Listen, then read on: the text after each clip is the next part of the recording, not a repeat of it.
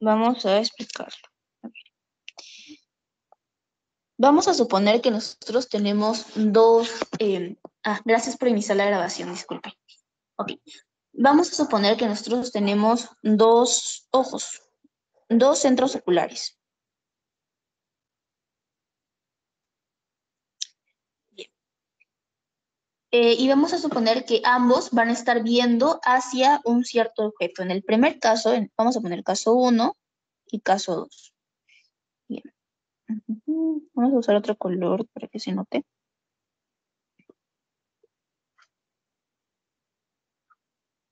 Bien, tenemos los dos centros oculares, que son los dos ojos. Y vamos a poner caso 1 y caso 2. En el caso 1 vamos a tener que el ojo va a estar observando a un cuerpo estático. Entonces vamos a poner por acá un cuerpo estático. Y en el caso número 2 vamos a suponer que está observando a un cuerpo que está en constante movimiento, es decir, que se está alejando. ¿Ok? Bien. Según nuestro espectro visible por el ojo humano, podemos ver que los objetos que más se van acercando van a tener una coloración violeta y los objetos que más se van alejando van a tener una coloración roja, ¿no? Como es la teoría. Entonces, en nuestro caso 1, el objeto está estático. Estático. Y en el caso 2 está alejando.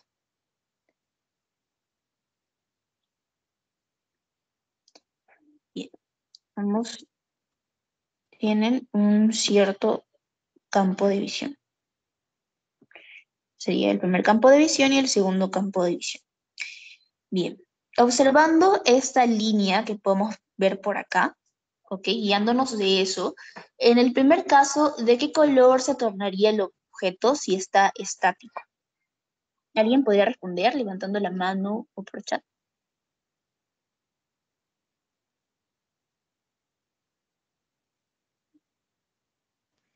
Violeta. Sí, sería violeta en el caso de que el cuerpo o el objeto se estaría acercando, pero nosotros vemos en nuestra línea de visión que cuando los cuerpos están estáticos se torna de una coloración verde. Por lo tanto, ese objeto que está quieto, que no se mueve, sería de un tono verde. ¿Ok? ¿Quedó claro hasta ahí? ¿Una pregunta?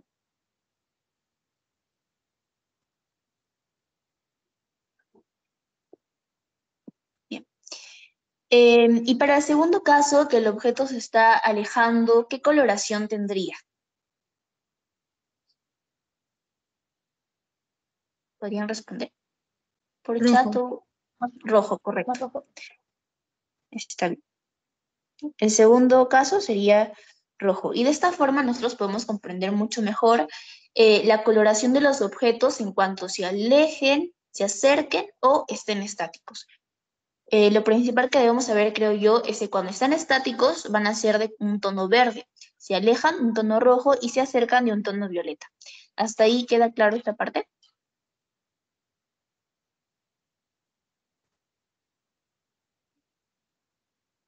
¿Pueden reaccionar? Bien, listo. Ya, ahora. Este fenómeno o este postulado fue planteado por un astrónomo llamado Hoover, ¿no? Bueno, pero antes ya se había conversado acerca de esa teoría, ¿ok? Por Bestus Slipher y Carl Wilhelm Wilks, que habían observado un corrimiento hacia el rojo de las nebulosas espirales.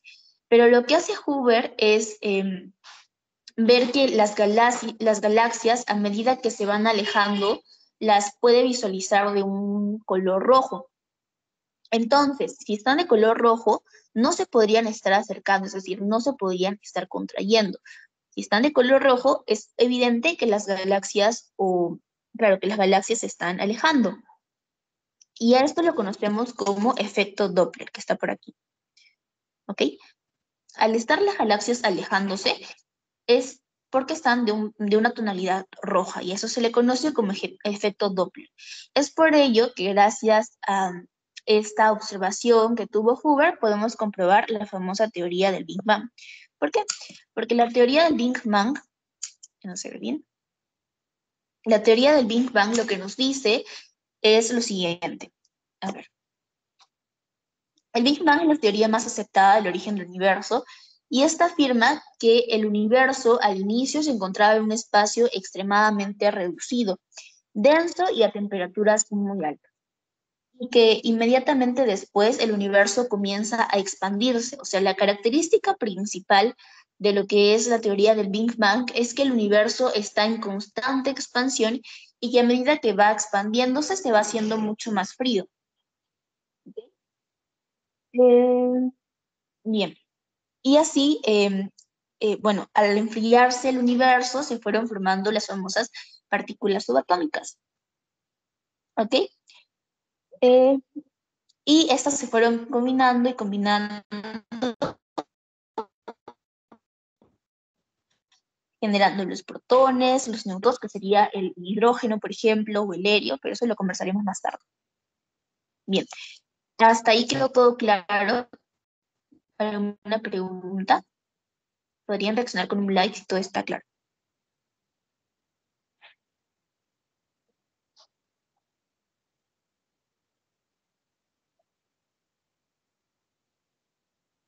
Listo. Bueno, si no hay ninguna pregunta, vamos a continuar.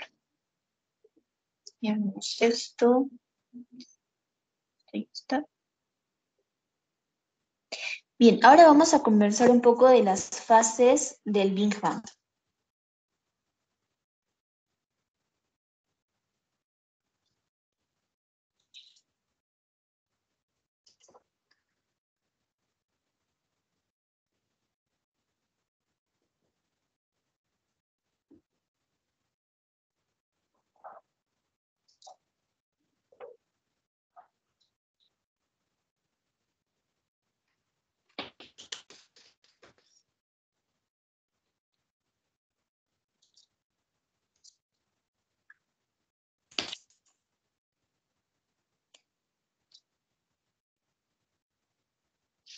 Bien.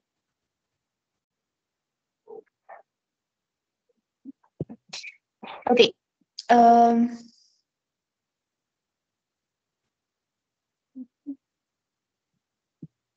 Bien, las fases del Big Bang van a comenzar por la época de Planck.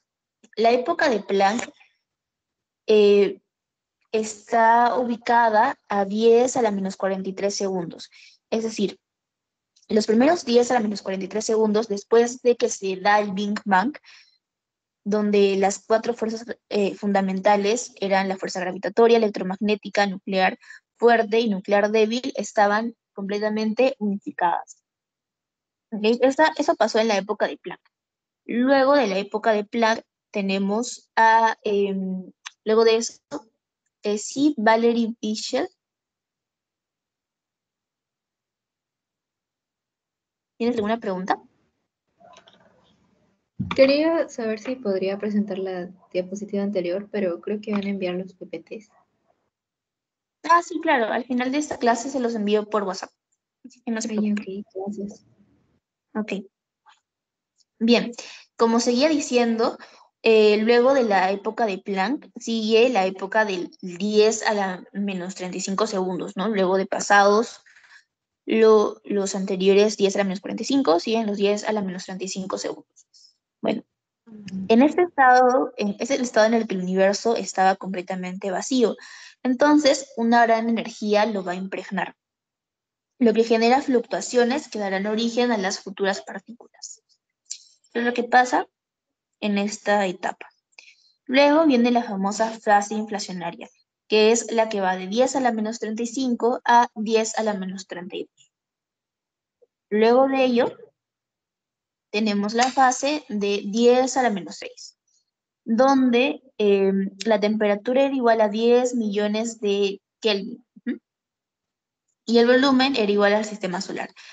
En esta etapa vamos a encontrar la temperatura límite en que los quarks y antiquarks pasan a protones y neutrones, o en que estos se desintegran entre ellos. Bien, luego de esto pasamos a la fase de 10 a la menos 12. En esta fase el universo es 1 millón de millones más denso que el núcleo de un átomo. y más pequeño que la órbita de la Tierra alrededor del Sol. Entonces, la fuerza electromagnética se puede confundir con la fuerza débil, pero recordemos que no es lo mismo. Y se empieza a enfriar o a cristalizar y a perder su simetría, ¿no? El universo. Bien, luego de esto pasamos a la parte de 3 minutos, donde el universo va a tener una densidad tan dura como una roca. Este es el límite en los que los protones y neutrones pasan a núcleos de helio.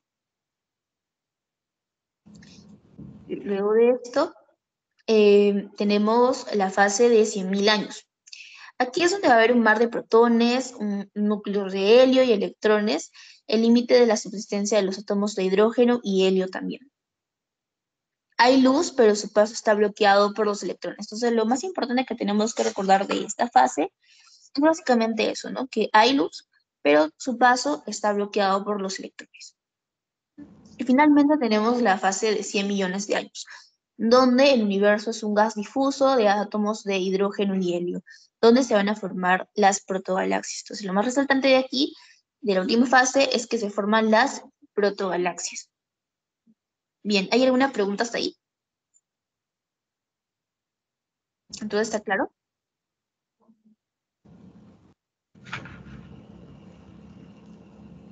Rodrigo Velarde. ¿Podría repetir la fase de 10 a la menos 6? Claro, no hay problema.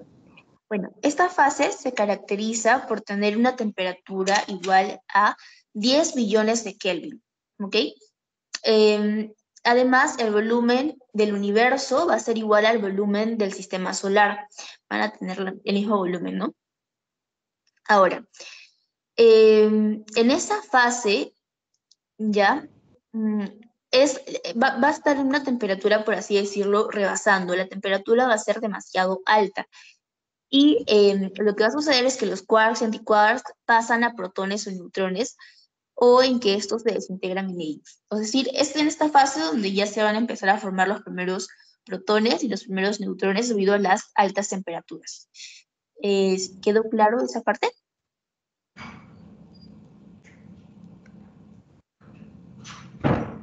¿Todo está claro? Gracias. Ok, listo. Ahora vamos a pasar a una pregunta para hacer la clase más dinámica. ¿De qué tonalidad se tornan los objetos al alejarse del campo de visión? Está muy fácil. Lo podrían responder por chat o... Rojo. Sí, rojo, correcto. Listo. Ahora sí vamos a pasar a las fuerzas fundamentales. Bien. Las fuerzas fundamentales. En primer lugar, tenemos a la fuerza electromagnética. La fuerza electromagnética es aquella fuerza que va a tener a los átomos unidos, ¿no? Los va a tener comprimidos entre ellos. Ok, vamos a anotarlo por acá para que no se olvide. Vamos a poner...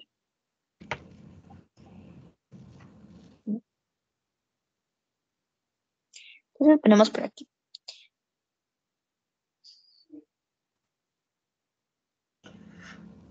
Es aquella fuerza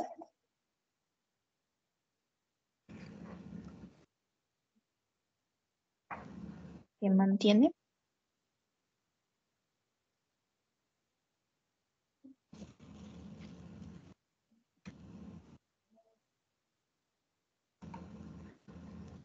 listo.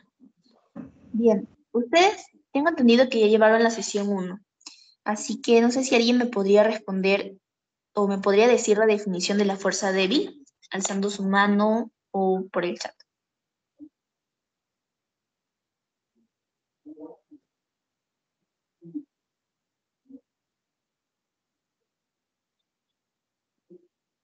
¿De algún participante?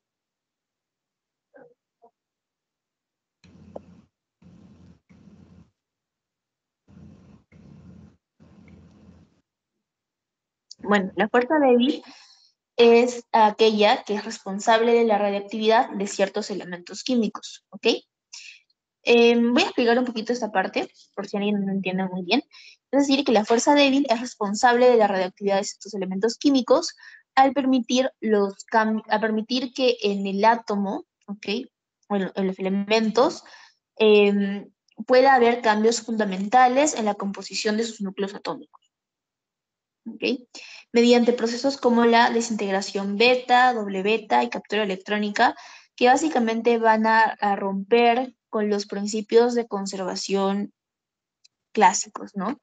Es decir, van a alterar este elemento a través de ciertos procesos de desintegración y los principios los principios de conservación clásicos pues van a ser destruidos y es así como va a permitir la radioactividad de ciertos elementos. Entonces, esta fuerza débil es la responsable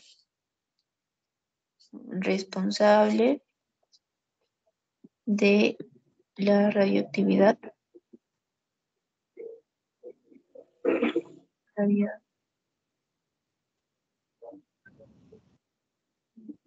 Ay,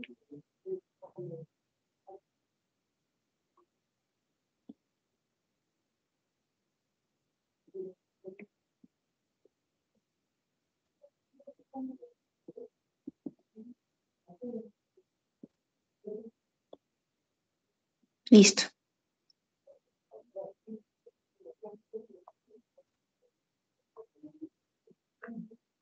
Bien. ¿Y alguien de casualidad sabrá la definición de fuerza fuerte?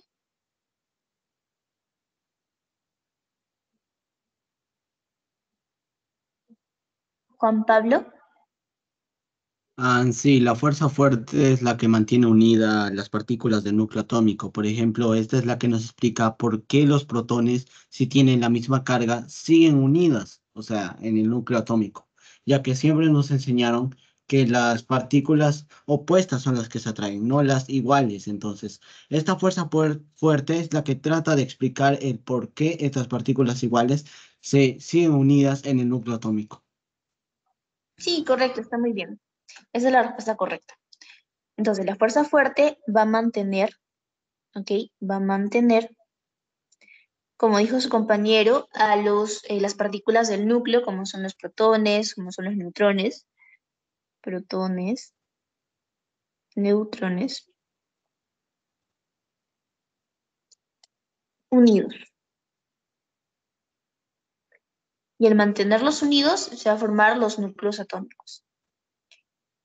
Bien, y la fuerza gravitatoria creo que ya todos lo saben, es la fuerza que nos mantiene básicamente con los pies en el suelo, ¿no? Eso ya es bastante básico. Bueno, ¿hasta ahí alguien tiene alguna pregunta?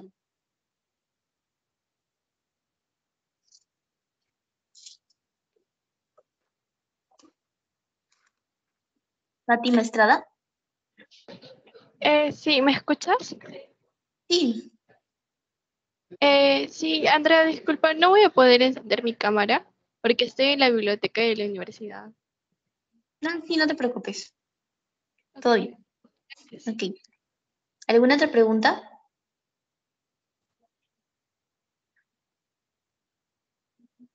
Ok, todo claro. Vamos a pasar a hablar sobre las reacciones de fusión nuclear propuestas por Roger Taylor. Bien, empezando por la combustión de hidrógeno.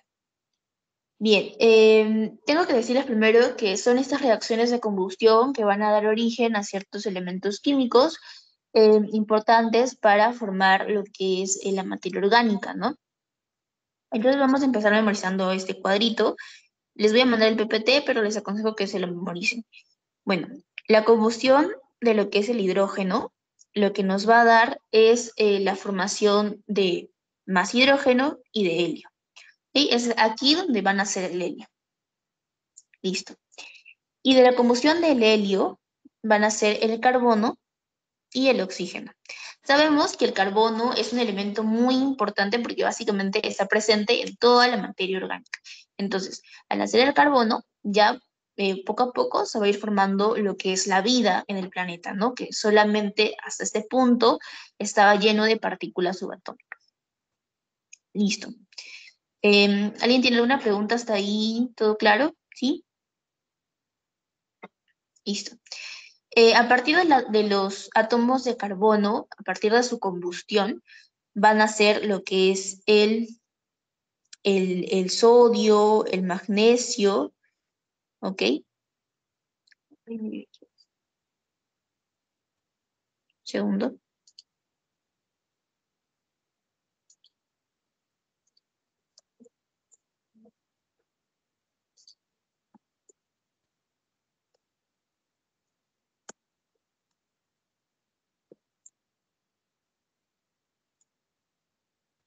Ya. Como les comentaba, a partir del carbono van a ser elementos como el sodio, el magnesio, el neón, que ya van acercándose a lo que sería, que ya van formando la vida, ¿no? En el planeta Tierra. Ujú.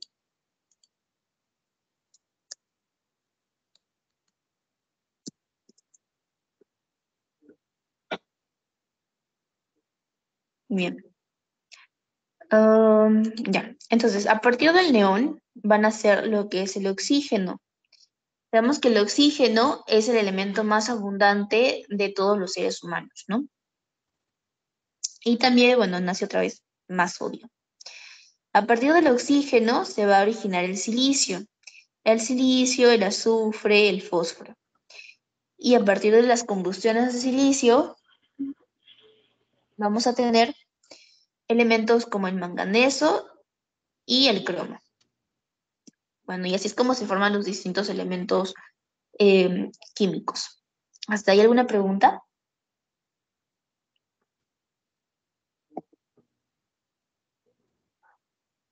¿Todo está quedando claro? María Ángela. Sí, una pregunta. De la combustión de hidrógeno sale, no, de la combustión del helio sale el carbono y el hidrógeno. Eso también, el carbono y el oxígeno. Si del neón también sale el oxígeno y ahí cuando se hace combustión de oxígeno sale el silicio y el azufre, también va a salir del oxígeno que sale de la combustión del helio. No sé si me logro entender. Sí, sí te entendí. Bueno, sí, claro, porque como son unas constantes combustiones, entonces, claro, de aquí de este oxígeno también saldría lo que sería el silicio, el azufre y el fósforo, ¿no? ¿Alguna otra pregunta?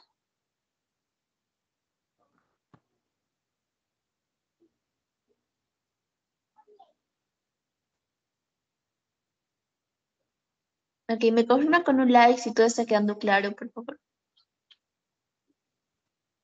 Valeria Santa. No, profesora, la levanté de casualidad. Ok, no te preocupes. Bien, entonces todo está quedando claro.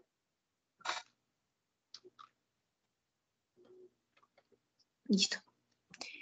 Ya, vamos a pasar al siguiente punto, que son, bueno, vamos a hablar de las partículas subatómicas. ¿Qué son las partículas subatómicas? Las partículas subatómicas son aquellas partículas fundamentales más pequeñas que van a componer a los átomos y a sus núcleos, ¿no? Esa es la definición clásica. Ahora aquí les puse un cuadro para ver cómo se dividen las partículas. Las partículas se van a dividir en bosones, quarks y leptones, ¿ok? Y bueno, los quarks se dividen en hadrones y esos hadrones en bariones y mesones. Bueno, aquí en su teoría nos dicen que los leptones son sensibles a la fuerza débil, es decir, son partículas ligeras. Entonces lo vamos a poner por aquí. Los leptones son sensibles a la fuerza débil.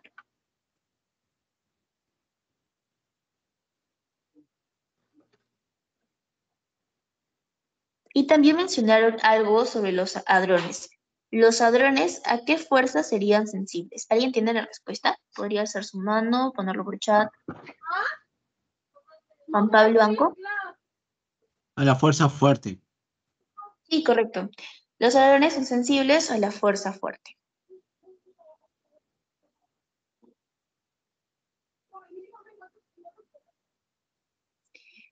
Listo. Ahora vamos a pasar a los quarks.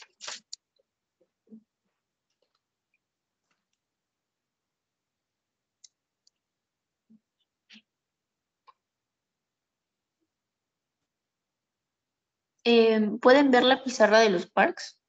Me parece que no se ve. ¿O sí?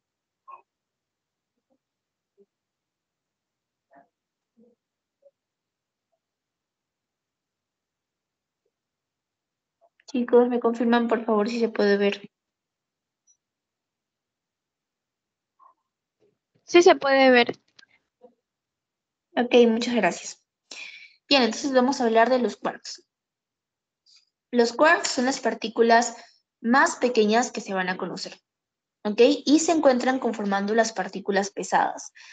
En síntesis, a lo que nos referimos con quark es que son las partículas fundamentales que van a conformar los hadrones que ya vimos anteriormente y que incluyen a los bariones como los protones y neutrones y los mesones.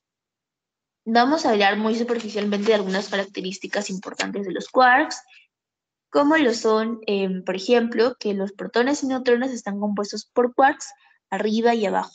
Otra característica importante es, por ejemplo, que ellos van a interactuar mediante la fuerza nuclear fuerte, mediada por los gluones. Pero esos no son conceptos que les vayan a preguntar por ahora, pero igual se los menciono por si acaso.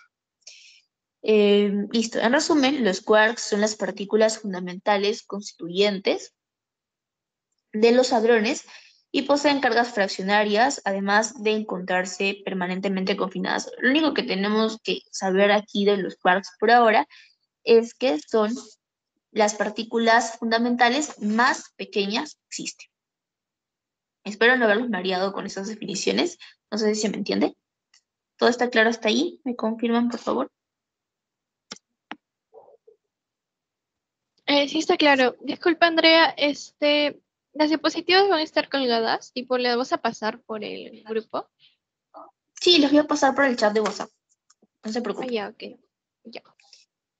Listo. Ya. Dos características importantes de los quarks, y tenemos que recordar, es que se unen en parejas o ternas, es decir, las parejas también son denominadas ternas. Si en alguna pregunta les ponen ternas o en parejas, ya saben a qué se refieren, ¿no? Que son sinónimos. Y otra cosa sería, otra característica importante, es que cada quark va a tener su antiquark, ¿ok? Listo, son los más relevantes.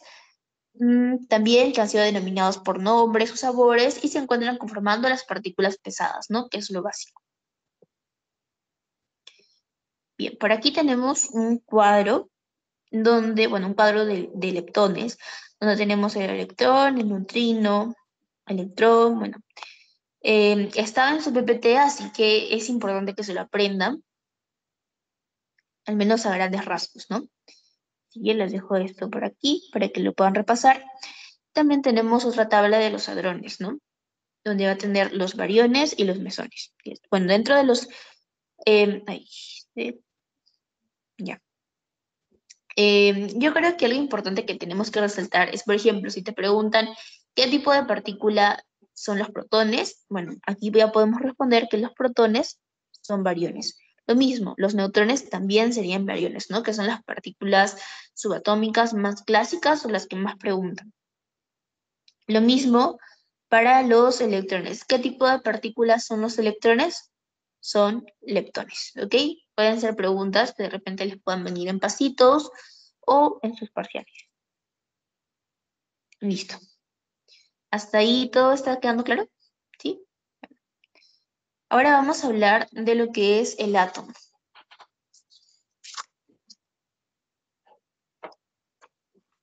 Bien. El átomo es la porción de materia más pequeña con un orden conocido. Bueno, se dice que nada puede ser más sencillo que un átomo y nada puede ser más complejo si no comienza siendo un átomo. Es decir, que los quarks no van a ser tan complejos como un átomo. Si bien los quarks son las partículas subatómicas más pequeñas, por así decirlo así, la partícula subatómica más pequeña y compleja serían los átomos. ¿Ok? El átomo va a ser un elemento que está en constante búsqueda de la estabilidad. Y en la inestabilidad de los átomos está la posibilidad y la variabilidad de la vida. Es algo que está en su PPT. Entonces, para resumir todo lo que acabamos de decir, el átomo es la unidad más pequeña y fundamental de un elemento químico, que consiste en un núcleo denso compuesto por protones y por neutrones. Listo. Además, sabemos que el átomo está rodeado por una gran nube, que es la nube electrónica, donde en ella se mueven los electrones. ¿Mm? Listo. Ahora, tenemos que recordar que dentro del núcleo no solamente van a estar los neutrones y protones, sino que también tenemos otras partículas. Sin embargo, hasta donde sea la nube electrónica, solamente van a estar los electrones. Dame un minuto, por favor, para conectar mi laptop. Segundo.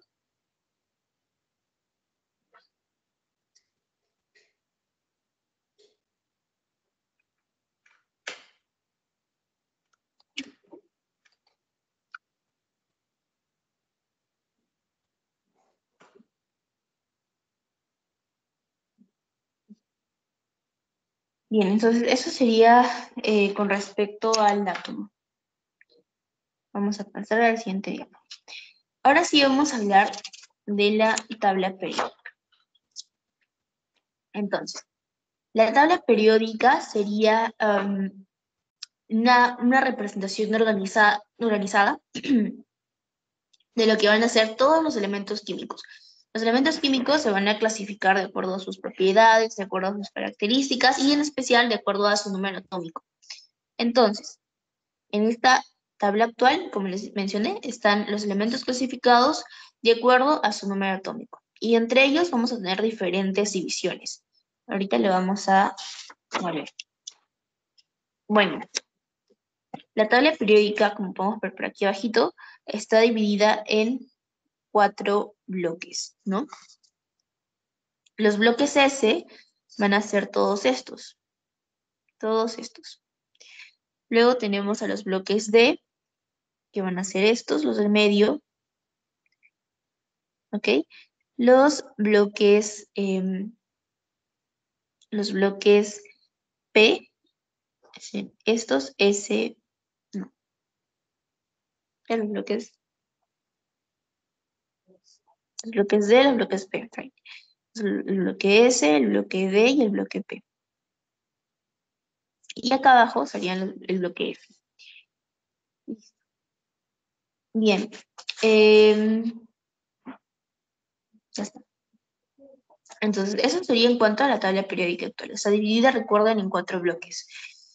Y aquí podemos ver más clasificaciones, ¿no? De tanto los metaloides, los no metales, los halógenos, los gases nobles y los elementos desconocidos. Listo. ¿Sí se puede visualizar la pantalla de la tabla periódica? Sí, Andrea. Ok, no me aparece. Ok, ya. Bueno, esta es otra representación de la tabla periódica clasificada en 1A, 2A, 3E. Bueno, esa es otra clasificación, porque recordemos que está dividido del 1 al 18, ¿no? Y esa sería otra clasificación que normalmente es la más preguntada, del 1A al 6A, y en medio tenemos el grupo B. Listo. Y bueno, aquí tenemos una tabla de los bloques. ¿Qué tenemos que recordar de esto? Que en el bloque S vamos a encontrar los alcalinos y los alcalinos tercios, que van a tener esta configuración electrónica. S1, NS1, NS2. De los bloques P vamos a encontrar a los tercios, a los carbonoides, nitrogenoides, anfígenos, halógenos y gases nobles. En el D, los elementos de transición. Y por último, en el bloque F vamos a encontrar a los de transición interna. Entonces entramos otra vez a la tabla. Estos van a ser los elementos de transición. ¿Ok? Transición. Y estos los de transición interna. De esa forma los podemos diferenciar. Listo. Ahora vamos a pasar a los números cuánticos.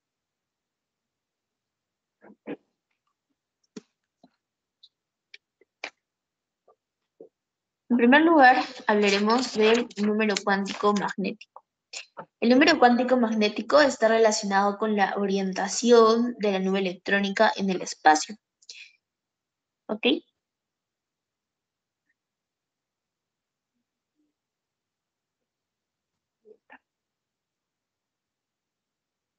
Luego tenemos el número cuántico spin. Sería el sentido del giro.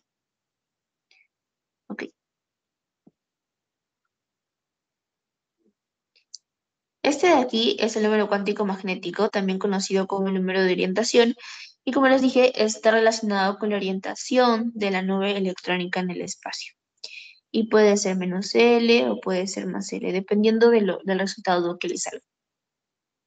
Y el número cuántico spin es aquel que va a definir el sentido del giro. Por ejemplo, nosotros vamos a suponer que tenemos 3 orbitales y que estos van a ser los electrones. Recuerden que se ubican así. Y supongamos que termina aquí. Si el último electrón es una flechita hacia abajo, entonces el sentido del giro va a ser menos un medio. ¿Ok? El nivel energético va a ser el tamaño. Por ejemplo, si nosotros tenemos 4s2, el nivel energético, ok, N va a ser igual a 4. Y el subnivel energético depende. Si este es S, recordemos que los subniveles van a ser S, P, D, F. Y estos van a tener sus valores. S va a ser igual a 0, P va a ser igual a 1, 2 y 3, no me equivoco. Bien, entonces, ya. Si por ejemplo, en el caso del 4S, ¿no? 4S2. Vamos a hacer un ejemplo más amplio para que lo puedan entender. A ver. Voy a volver a explicar esta parte. Vamos a hallar los números cuánticos de este elemento, 4S2. Entonces, lo primero que vamos a hacer es hallar el nivel energético. Para este caso, el nivel energético, como les había explicado, es el número 4. ¿Ok? El número 4.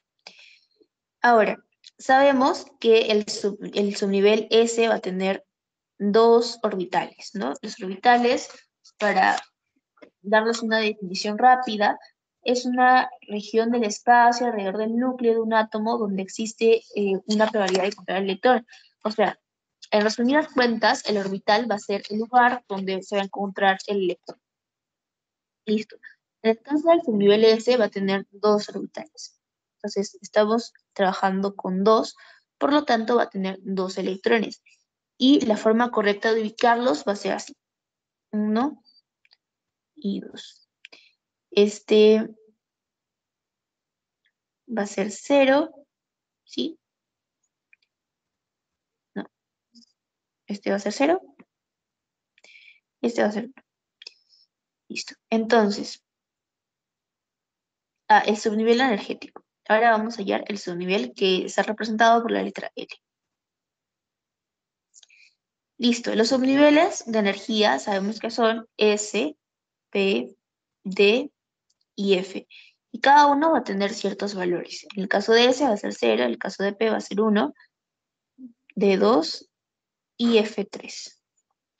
Si nos está pidiendo o si nos dan el S, les pregunto, ¿cuál va a ser el subnivel energético? ¿Qué número pondríamos acá?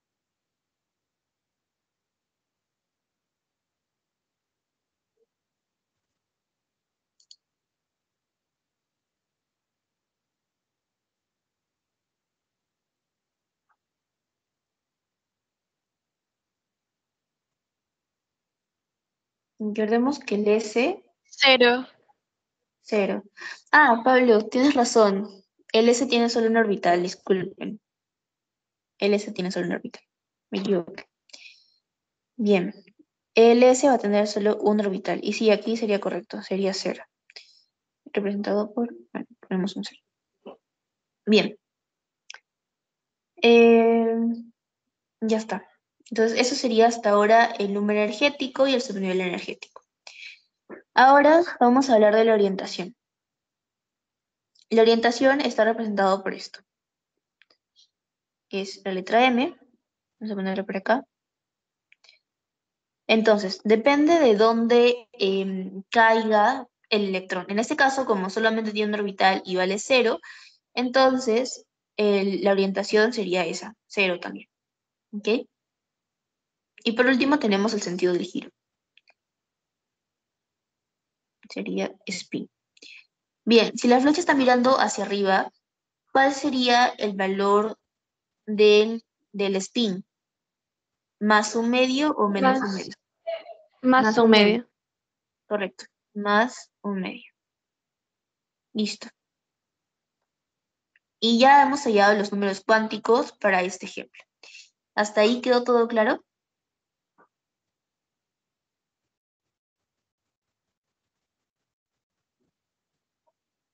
Pueden reaccionar, pueden poner en el chat. Si tienen alguna pregunta me pueden decir. ¿Por qué la flechita se puso para arriba? Ah, sí, bueno. Cuando nosotros vamos a completar los electrones en un orbital, supongamos que tenemos 3 orbitales. La forma correcta de completarlo es la siguiente. Siempre vamos a empezar por las flechas hacia arriba, en los 3 orbitales. Y una vez que ya hemos completado los orbitales con las flechas hacia arriba, recién vamos a completar con las flechas hacia abajo. Por eso es que en este caso, como solo tenemos un orbital, empezamos por la flecha hacia arriba. No sé si quedó clara tu duda. Ok, gracias. Ok, listo. Bien, si ya no hay más preguntas, pasamos a la siguiente parte. Una pregunta. Pero en el S decía 2, entonces ¿no serían 2 flechas o solo es una? Ah, tienes razón. Ya, en este caso, como hay 2, sí, sería 2 flechas, mi equivocación. Serían aquí 2 flechas y listo, eso sería todo. No hay un error. Listo, ahora vamos a hablar sobre la composición del universo. ¿Alguien sabe cuál es el elemento más abundante del universo? ¿El helio? Sí, sí, es el helio, si no me equivoco. Sí, el helio.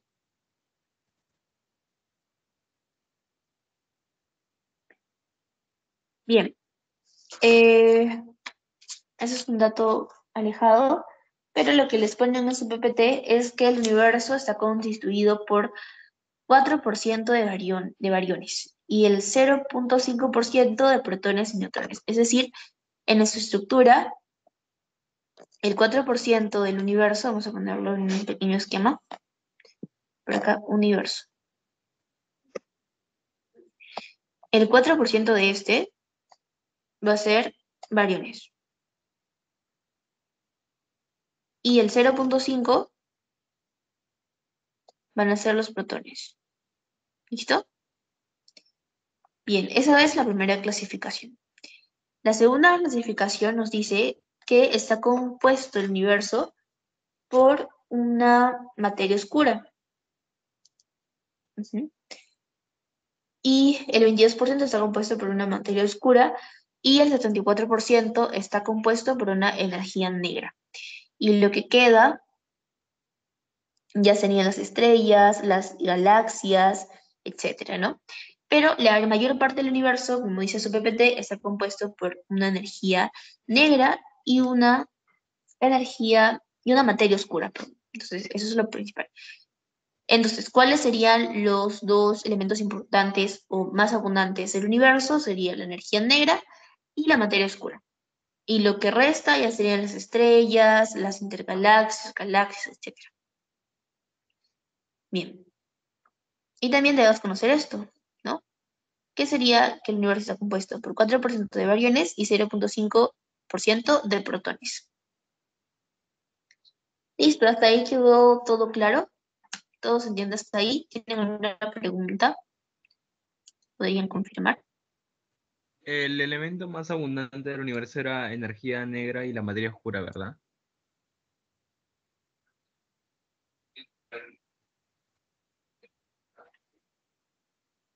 Claro, no serían los elementos como tales, pero sería como que la composición. No son elementos, son, ¿cómo explicarlo? Son materias, ¿no? Que sería la energía, bueno, materia y energía. que sería la energía negra, y la materia oscura. No sé si quedó claro, ¿sí? Que es lo más abundante en el universo. Pero entre esos dos, ¿cuál sería lo más abundante? Sería la energía negra. ¿Quedó todo claro hasta ahí?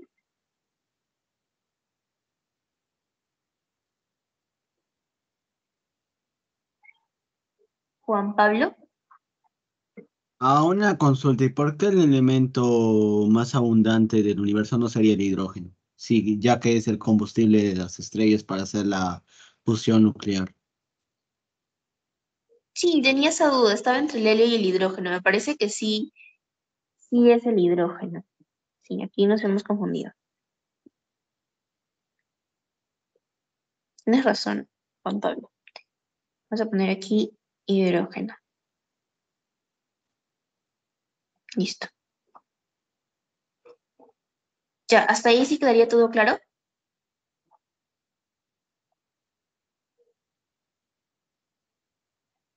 Eso, pasamos a elementos abundantes de la corteza terrestre.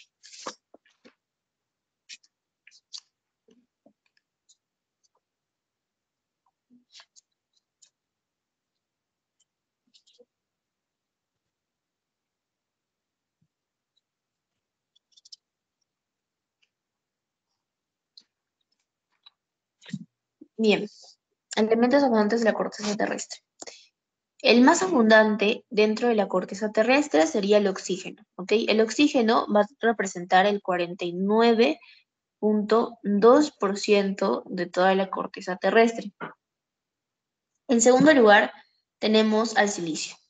Ese es el primer lugar. En segundo lugar, tenemos al silicio, que representa el 25.7% de los elementos del universo.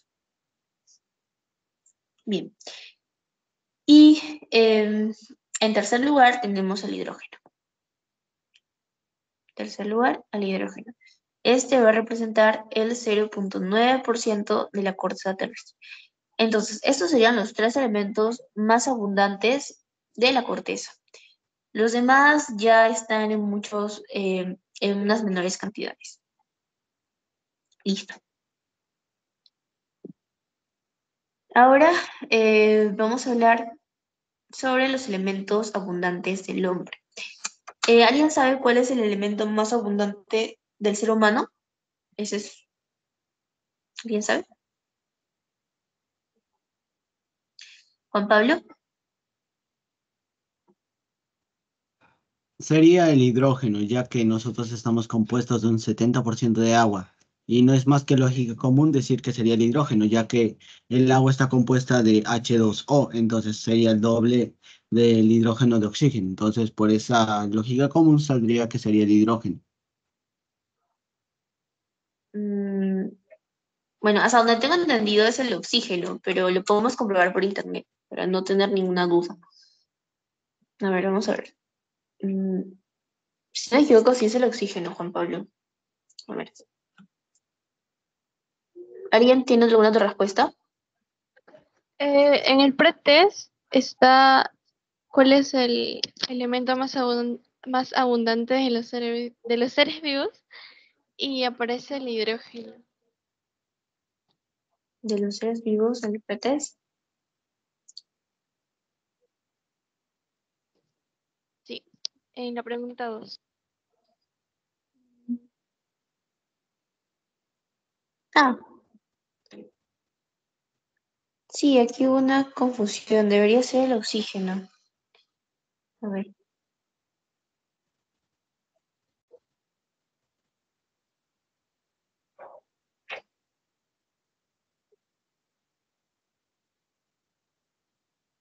Sí, el oxígeno es el que más abunda.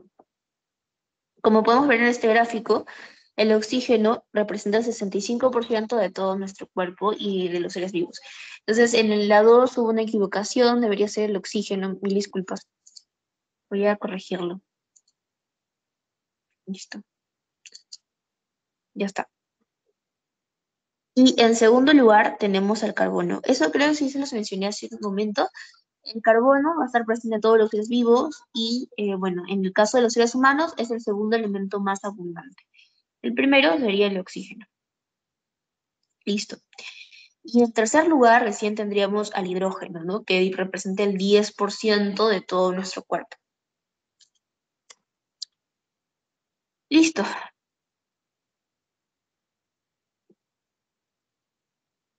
Bueno, y aquí tenemos un pequeño listado de los elementos seleccionados para la vida. Como por ejemplo tenemos el hidrógeno, el sodio. El sodio les adelanto que, por ejemplo, va a interferir en cuanto a la contracción muscular y el impulso nervioso. Entonces es muy necesario para nosotros los seres humanos. ¿Qué más podemos agregar por aquí? Si no me equivoco, el magnesio está presente en la clorofila, que es de las plantas, que obviamente son seres vivos. Entonces, les adelanto eso para que puedan más o menos entender que todos estos elementos son muy importantes y esenciales para la vida, ¿no? No solamente de los seres humanos, sino de otras especies como son los animales, las plantas, etc. Bien. Ahora, se dice que el hombre es de las especies más jóvenes del planeta, que de hecho no tenemos mucho tiempo existiendo aquí. ¿Alguien sabe cuál es la antigüedad de los hombres en la Tierra? Podría ponerlo por el chat o alzar la mano como ya saben.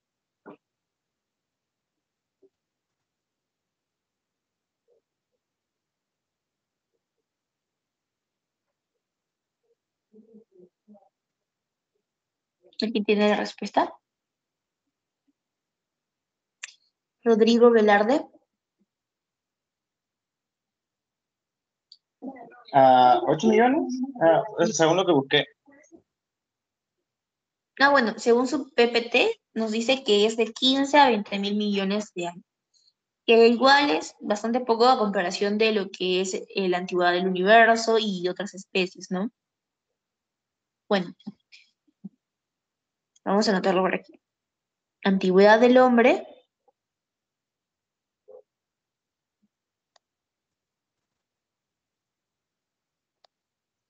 es de 15 a 20 mil años. 20 mil millones de años. Bien. Perdón, ese sería el universo. Ah, ¿qué dice?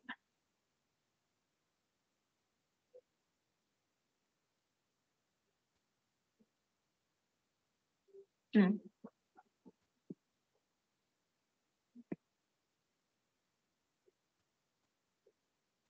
No, el universo sería 15 de 15 a 20 mil millones de años. Y en el caso de los hombres, como ya especie de Homo sapiens, sería 2 millones de años. Claro. Bien, los Homo sapiens, que somos nosotros, Homo sapiens, su antigüedad sería de 2 millones de años.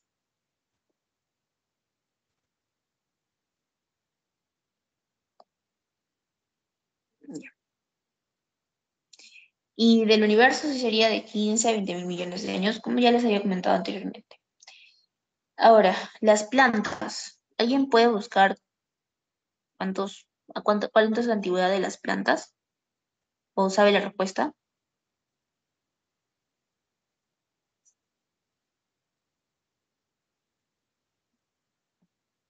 Aclaro también aquí que los Homo sapiens tienen 2 millones de años, pero antes de ellos hubieron otras especies, como son el Homo erectus, el Homo habilis, y esos obviamente son mucho más antiguos. Es decir, el hombre ha existido, el hombre no como Homo sapiens, sino como hombre en sí, ha existido hace mucho más tiempo. Los Homo sapiens son la especie más reciente, ¿no? Sí, Rodrigo Velarde, ¿tienes la respuesta?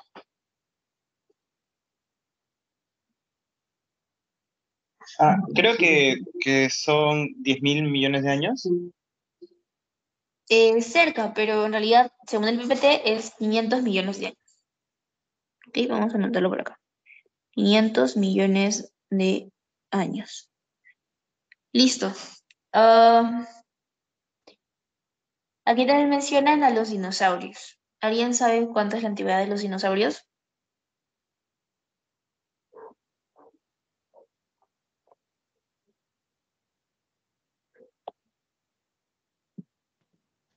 $150 millones. Sí, correcto, 150 millones. Y listo. A ver, uno más. ¿Alguien sabe la antigüedad del Sol, sistemas planetarios?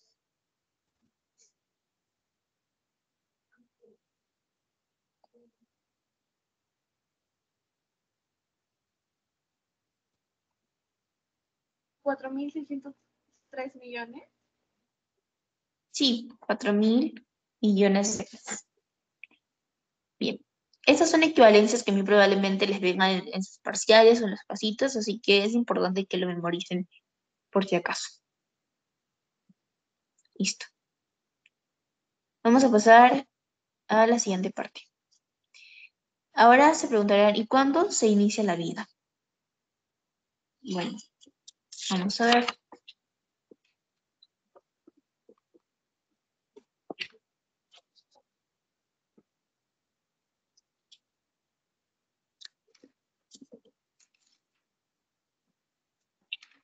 Bien.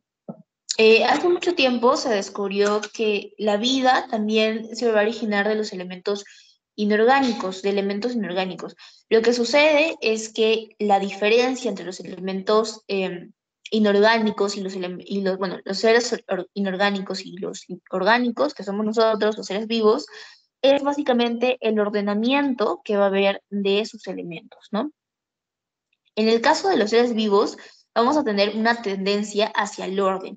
Vamos a ordenar nuestros elementos químicos, claro, para así formar la vida. Porque como sabemos, hay mucha materia inorgánica que tiene carbono, o que tiene oxígeno, pero no por eso va a estar vivo, ¿no? Mejor poner el ejemplo del carbono. Entonces, lo que nos diferencia de las materias inorgánicas básicamente es eso, el ordenamiento, que nosotros tenemos una tendencia hacia el orden. No sé si se me entendió esa parte. ¿Se entendió? ¿No tienen alguna pregunta?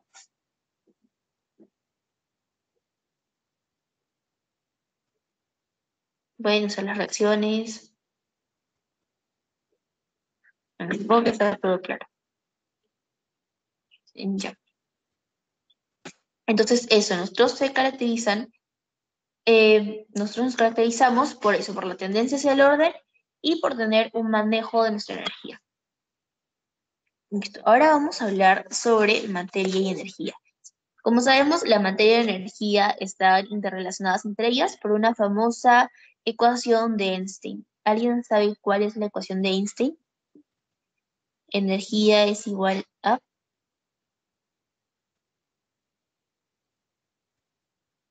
MC al cuadrado. Sí, correcto. mc al cuadrado. Bien, entonces aquí en esta ecuación de Einstein lo que nos va a explicar o lo que nos deja en evidencia es la relación entre la energía y la materia, ¿no? La energía sería igual a la masa multiplicada por la velocidad de la luz al cuadrado. Entonces, de esta forma se interrelaciona. Vamos a leer estas definiciones. La materia se denomina todo aquello que posee masa y por lo tanto presenta peso y ocupa un volumen en el espacio. Es decir, la materia es todo aquello que posee masa. Y la energía se refiere a la capacidad de producir trabajo o calor. Ahora, es evidente que la materia siempre va a estar compuesta por energía. Bien.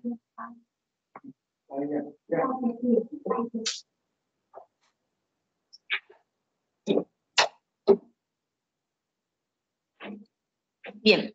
Entonces, luego también hay un postulado que nos dice que la materia nunca desaparece, sino que se convierte en energía, ¿ok? En sí, la materia o la energía nunca desaparece, siempre va a estar presente. Si alguien, no sé, si alguien muere, la energía va a ser liberada de otra forma, ¿no? Entonces, la materia y la energía están relacionadas de esa forma. ¿Hasta ahí alguien tiene alguna pregunta?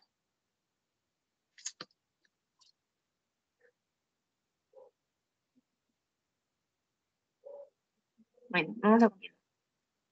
Ahora, aquí hay dos leyes de la termodinámica que nos explican esto de la materia y energía. tenemos en primer lugar el principio de Lavoisier. Principio de Lavoisier.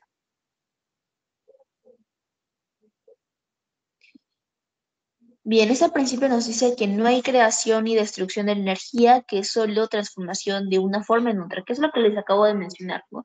Que bien la materia puede convertirse en energía o la energía en materia, y que nunca van a desaparecer en sí, ¿no? Si tenemos una materia orgánica que luego se vuelve inerte, es decir, muere, la energía nunca se va, nunca desaparece por completo, siempre se va a quedar su energía. Y luego tenemos el principio de Carnot.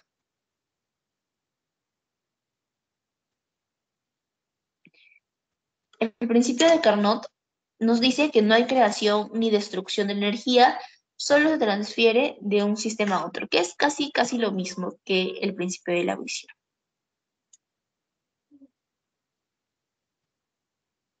Bien. ¿Qué dice principio de Ubisión? Disculpa. De Lavoisier. Lo voy a escribir mejor. Disculpa. A ver.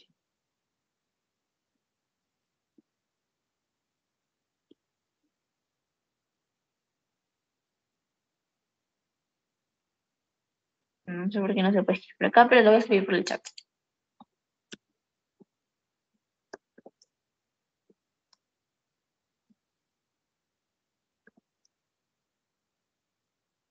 Ya está.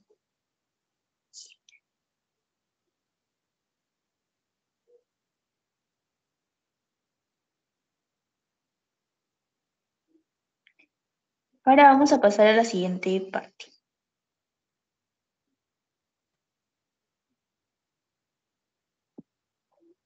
Bien, las leyes de la termodinámica.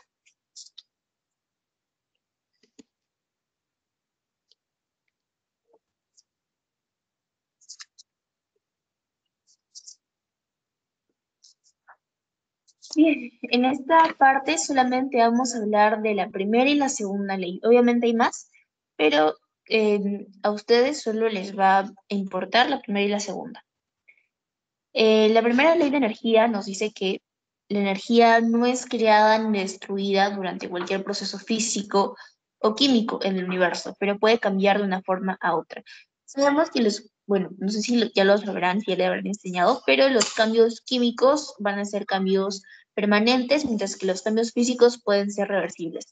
De cualquiera de las dos formas, esta energía nunca va a ser destruida, nunca va a desaparecer, que es algo que ya les había comentado antes, ¿no? Y según la segunda ley, nos dice que todos los cambios físicos y químicos conducen al sistema y su entorno hacia el desorden, ¿ok? Esto es, el desorden o entropía del universo tiende al incremento. O sea, lo que nos quiere tratar de decir la segunda ley de energía es básicamente que los cambios físicos y los cambios químicos traen al desorden. Así, es lo único que tienen que aprenderse. Y luego tenemos los niveles de organización de la materia. Lo más simple de la materia, ¿alguien recuerda qué es? Serían los átomos o las partículas subatómicas. ¿Cuál es la materia más simple? Las partículas subatómicas. Sí, correcto, las partículas subatómicas. Y la mínima materia, o la materia más pequeña, pero compleja, ¿no? Porque los átomos son bastante complejos, bueno, serían los átomos, ¿no? Que es la mínima expresión de materia compleja. Lo voy a poner en el chat para que no se les olvide. Los átomos son la mínima expresión de materia compleja. Listo. Luego de los átomos, en las partículas, vamos a tener el nivel de las moléculas. Las moléculas ya podemos encontrar, por ejemplo, el amoníaco, otra molécula que se les ocurra, no sé, el amonio, por ejemplo, el dióxido de carbono, ya encontramos a las moléculas luego de los átomos. Luego encontramos el nivel macromolecular. O, bueno, también aquí encontramos las organelas. Vamos a ver aquí un dibujito de los fosfatos, ¿ok? Los fosfatos, el ADN, el ARN, todo ello entra en el nivel macromolecular. Luego ya recién tenemos las organelas. ¿Alguien tiene algún ejemplo de organelas? Si se acuerdan de sus clases de la pre, quizás. ¿Me mencionan un tipo de organela? Por el chat. ¿Qué organelas tenemos en nuestras células? Para recordar un poco eso.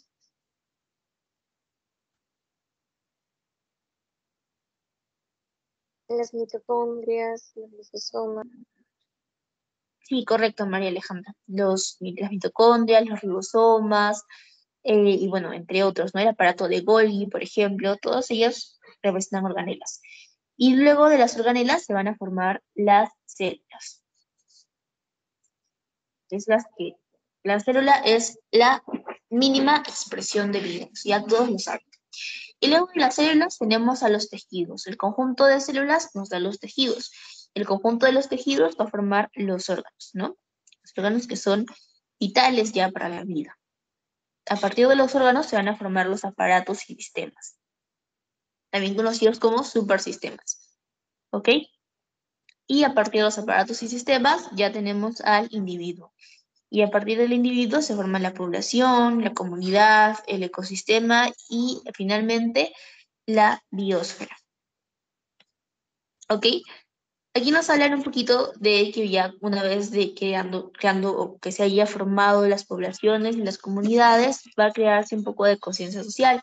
Y la conciencia social está basada, por ejemplo, en el altruismo, en la solidaridad, la autodeterminación, valores, cuestionamientos, todo ello entra dentro del nivel social. Es importante que lo sepan.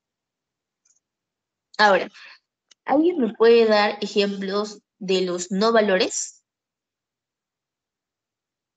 Algo que no debe estar presente en una sociedad o que debemos evitar, ¿no? Para no caer en el desorden. ¿Alguien me da ejemplos de no valores?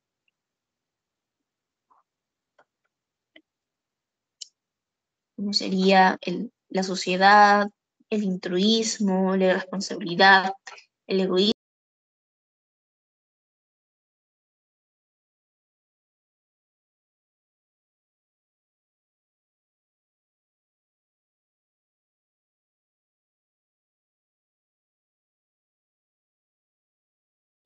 Tu micrófono está silenciado.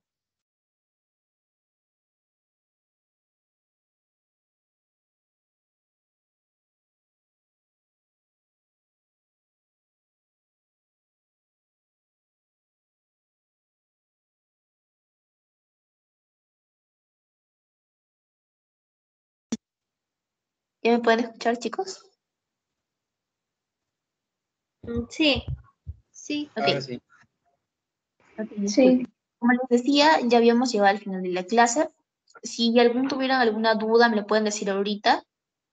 ¿Tienen alguna pregunta sobre la clase?